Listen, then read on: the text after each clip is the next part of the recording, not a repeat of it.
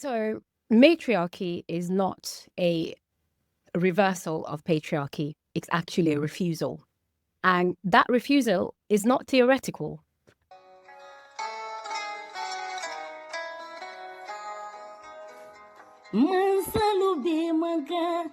So, matriarchy is not a reversal of patriarchy, it's actually a refusal. And that refusal is not theoretical.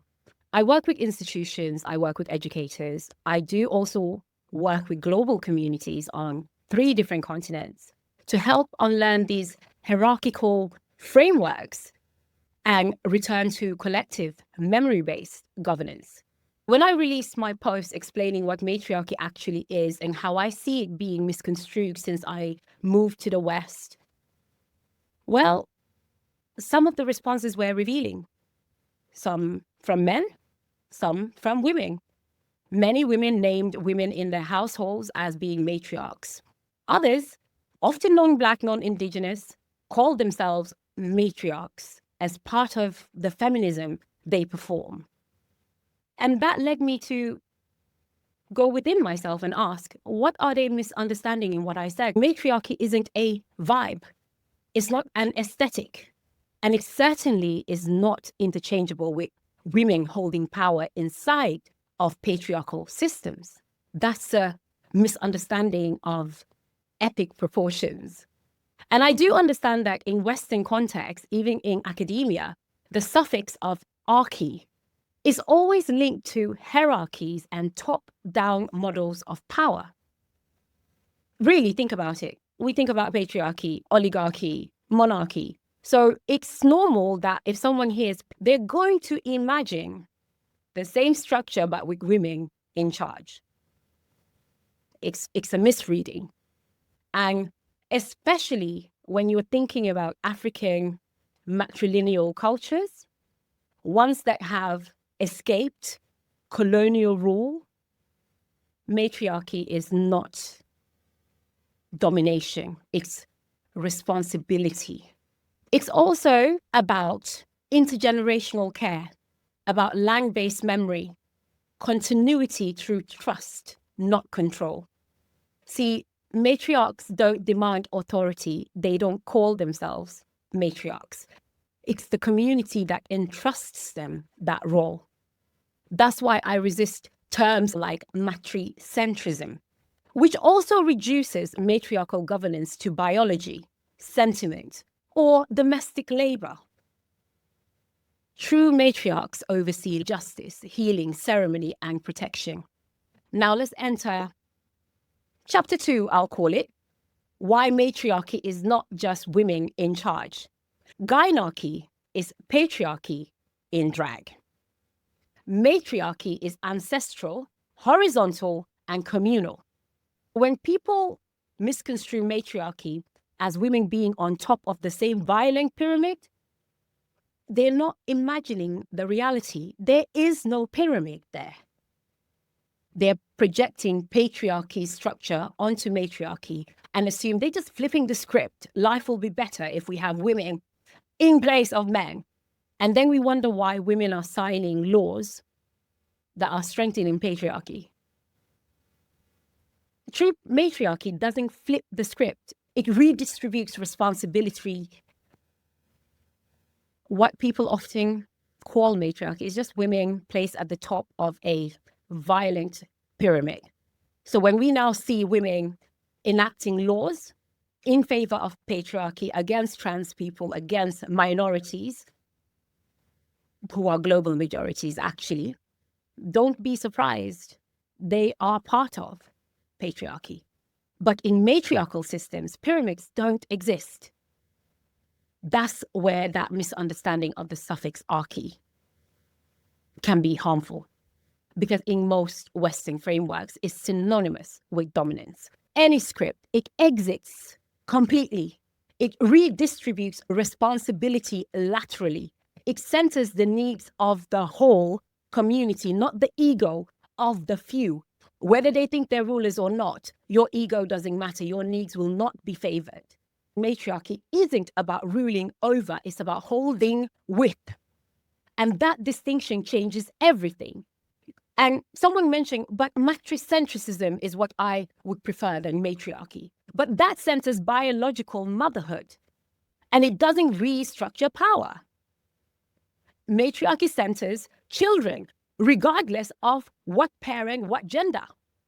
And Gynarchy mimics patriarchy with a different gender. Matriarchy doesn't mimic anything. It dismantles. It's memory-based. It's governance. Any person can be a parent, even if you're child-free. Let's move to patriarchy versus Gynarchy, how it harms everyone. Both patriarchy and Gynarchy flatten people into roles they never chose. It distorts care into control. It turns leadership into coercion and mistakes performance for power. Both systems harm people of all genders, all neurotypes, and all sexualities. Patriarchy harms men too. It narrows their emotional range, rewards disconnection, punishes tenderness, and teaches them that dominance equals worth. Gynarchy cannot be the antidote for that. It's just patriarchy's reflection, repackaged in the image of the very people it once harmed. And let me be clear, women can also harm. Women do harm and do everything men do. What patriarchy does to men, Gynarchy does to women. It rewards them for their violence. It doesn't free them, it recruits them. It teaches them to replicate the same hierarchies they once survived via trauma. Gynarchy weaponizes women's trauma. It rewards their control over care, their aesthetics, power suits over presence, power hoarding over reciprocity. And it tells women that domination is healing. It's not, it's repetition. And let's talk about neurodivergent people, especially Black women and femmes, often punished in both systems for not masking, not accommodating, not performing safety for others. In both patriarchy and Gynarchy, if you don't emotionally labor for the dominant figure, be it man or woman, you're seen as difficult, not disrespected, but you're disposable. And this is how harm persists if you're not careful and learn about systems. Even in movements that claim to undo harm, they are recreating it. Hierarchies will never disappear. They just change. Once you've been trained to survive by proximity of power, giving up that pyramid feels like giving up an identity. We must not liberate ourselves by inheriting systems of harm. We do it by refusing the entire blueprint. And what does that refusal look like in practice? Not theory, not a metaphor, but a living governance structure. One that predates the state. One that still exists, even if patriarchy and society has actually trained you not to see it. Matriarchy never died, it's always been here. In matriarchal systems, leadership is not seized, it's recognized. It's the people that do not want to be leaders that are chosen as leaders. And not because someone has visibility or titles or performance, but because their presence sustains memory, lineage, and the integrity of the collective.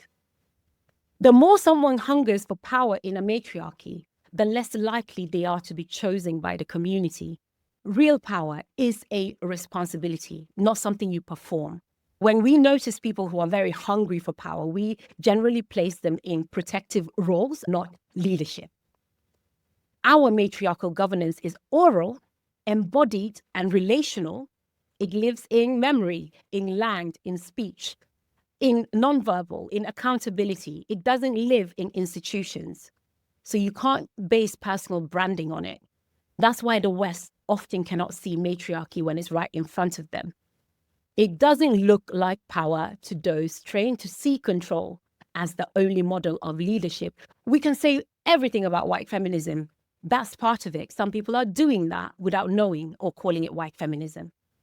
Our systems are not historical artifacts. They are ongoing, they're living, they're practice because they don't show up on state registers or NGO reports. The West renders them invisible. Just because you can't see it does not mean it doesn't exist. That's what we call epistemic violence. See, In our systems, even gender categories are irrelevant. Power can never be seized. It has to be recognized. You cannot imbibe fear in people to follow rules, especially when it's about their personal gender. You don't have a community. And we do not like when we notice people hungering for power at any cost, at the cost of the community. Because real power is a responsibility. We believe in the collective and respect people's identities. In many matriarchal systems of my people, gender categories become irrelevant to governance. Not because gender doesn't exist, but because it doesn't determine authority. We recognize you by your behavior and traits. Care is recognized, not assigned to men, women, or non-binary. In systems where roles are based on capacity, even pronouns start to be dissolved. You're not leading as a man or a woman. You're leading because you are trusted. That is important. And this is why even Western feminism keeps getting matriarchy wrong.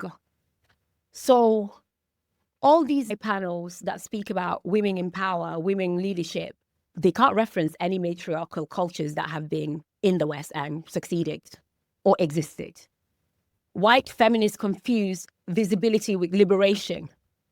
They want representation, but representation without restructuring isn't freedom, it's assimilation. They will scream, listen to Black women, but do you? You will see matriarchy used as a shorthand for gentle management or branded empathy. But what they're selling you is comfort, not accountability. They're not practicing matriarchy. They're doing aesthetics, because real listening would require you to change. Not quote us, not brand us, change. When matriarchal clarity enters the conversation, the room, even when I enter rooms, you try to flatten it into aesthetic leadership, maternal symbolism, soft power. Matriarchy isn't soft power. It's sustained presence, and it doesn't need just representation to be real. This is why I say internalized patriarchy in women, you can call it whatever you want, it's still patriarchy. Leadership through trauma is not leadership, it's a reenactment. So when women replicate the very systems that harm them through control, emotional withholding, gatekeeping, or aesthetic dominance, it's still patriarchy in different packaging. It doesn't matter whether you identity stack either. That does not excuse power hoarding. I see this happening on socials all the time. Representation means nothing if it's built on repression. Women limit their humanity. What are we building? We're trying to expand. Think about it. If your leadership mimics domination, you're not dismantling the system, you're reinforcing it. You are the system. And you're surrounded by people who cannot tell you. Now, let's talk about how matriarchy is not rebrandable. You can't rebrand what never left. Since it's not new, it's ancestral. What patriarchy does is hides the people, marginalizes them who are here to awaken others. It buries a memory of those who practice care as governance, especially Black women.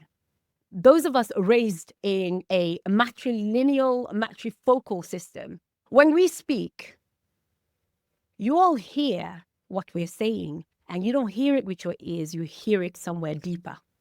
Some people will criticize our words, but many more truly listen.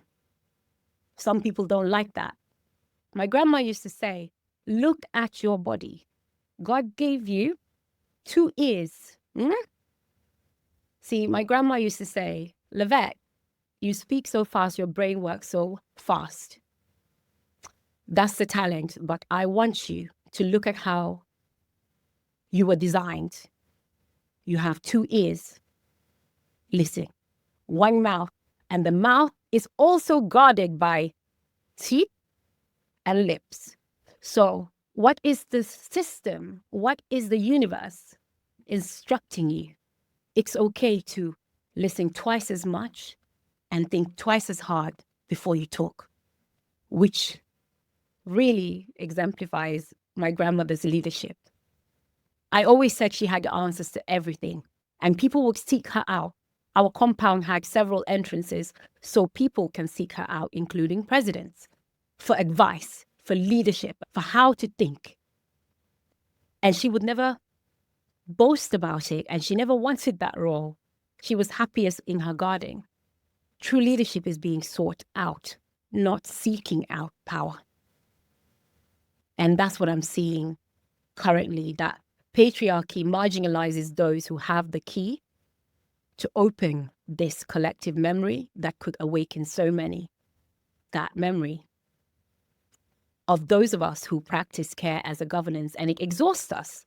Those of us who know what it's like to exist in these systems, even within nations that are patriarchal, we exist and we collectively continue to work in this way. And when we speak, some are scared of what they feel. Are we too much? Others exoticize our words. I think people are ready to listen, are listening. And to listen means shifting frameworks. But most people are too wedded to power to do that. But just know matriarchy isn't patriarchy with softer lighting. It can't be a hashtag. It's a sacred return. We are returning to self, a return to memory, to communal responsibility, to leadership chosen through advice, not self-branding. See, matriarchy protects difference without hierarchy, whether you're a man, woman, child, elders, queer folk, neurodivergent people. We all exist without needing to perform inclusion, because that inclusion isn't a value. It's just a default of how we do things. So if you can't define it, you can't live it.